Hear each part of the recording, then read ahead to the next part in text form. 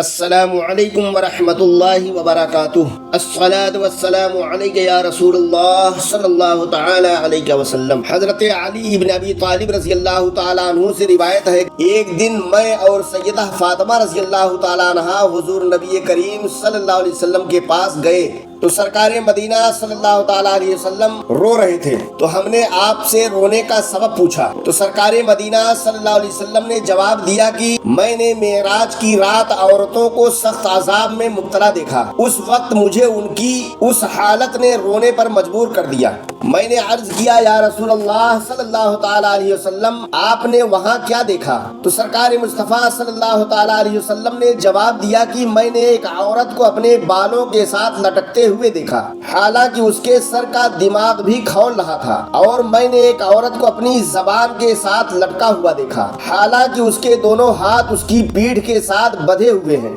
اور میں نے ایک عورت کو اس کے پستانوں کے ساتھ لٹکتے ہوئے دیکھا، حالانکہ اس کے حلق میں زقوم ٹپکایا جا رہا تھا، یہ ایک جہنم کا درخت ہے۔ اس کے بعد میں نے ایک عورت کو لٹکا ہوا دیکھا، اور اس کے دونوں پاؤں اس کے دونوں ہاتھوں کے ساتھ پیشانی کی طرف بندھے ہوئے ہیں، اور اس پر سانپ اور بچھو حملہ کر رہے ہیں۔ اس کے علاوہ میں نے ایک عورت کو اپنا جسم کھاتے ہوئے دیکھا، جبکہ آگ اس کے نیچے گھائی جا رہی ہے، اور ایک عورت کو میں نے دیکھا کہ آگ کی قینچی کے ساتھ کاٹا جا رہا ہے۔ علاوہ ازیں میں نے ایک سیاہ چہرے والی عورت کو دیکھا، اور وہ اپنی اتڑیاں کھا رہی تھی، اور میں نے ایک ایسی عورت کو بھی دیکھا جو گونگی، بہری اور اندھی تھی، اور وہ آگ کے صندوق میں پڑی تھی، اور اس کے دماغ سے مغز نکل رہا تھا، اور اس کی بدبو برس اور جذام سے بری ہے۔ اس کے بعد ایک ایسی عورت پر میری نظر پڑی جس کا سر خنجیر کے سر کی طرح تھا، اور اس کا جسم گدھے کے جسم کے مثل تھا،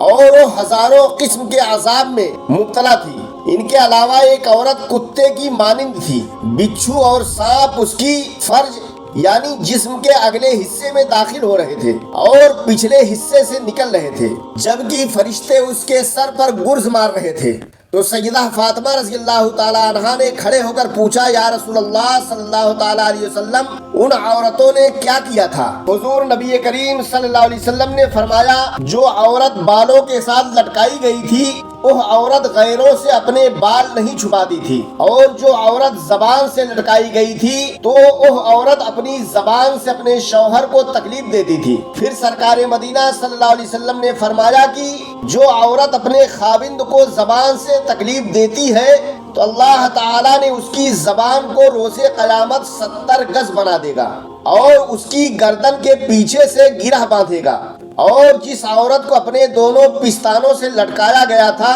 وہ عورت دوسروں کے لڑکوں کو اپنے شوہر کی اجازت کے بغیر دودھ پلایا کرتی تھی، اور جس عورت کو اس کے پاؤں سے لٹکایا گیا ہے وہ عورت اپنے گھر سے شوہر کی اجازت کے بغیر نکلتی تھی، اور حیض و نفاس کا غسل نہیں کرتی تھی، اور جو عورت اپنے جسم کو کھاتی تھی وہ اپنے جسم کو دوسرے مردوں کے لیے سجاتی تھی اور دوسروں کی غیبت کرتی تھی، اور جس عورت کا جسم آگ کی قینچی سے کاٹا جا رہا تھا وہ اپنی خوبصورتی اور بدن دوسرے لوگوں کو دکھاتی تھی، اور عورت جس کے پاؤں ہاتھوں کے ساتھ پیشانی کی طرف بندھے ہوئے تھے اور اس پر سانپ اور بچھو مسلط تھے،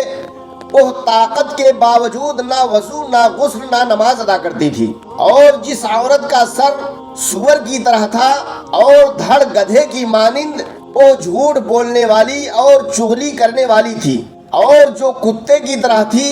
وہ اپنے شوہر سے بغض رکھتی تھی۔ اللہ رب العزت کی بارگاہ میں دعا ہے کہ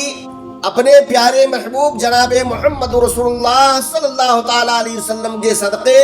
برائیوں سے بچنے اور نیکیاں کرنے کی توفیق عطا فرمائے۔ کومنٹ باکس میں جا کر آمین ضرور لکھیں، اور اس ویڈیو کو زیادہ سے زیادہ شیئر کریں اور اپنی نیکیوں میں اضافہ کریں۔ میرے عزیز دوستو،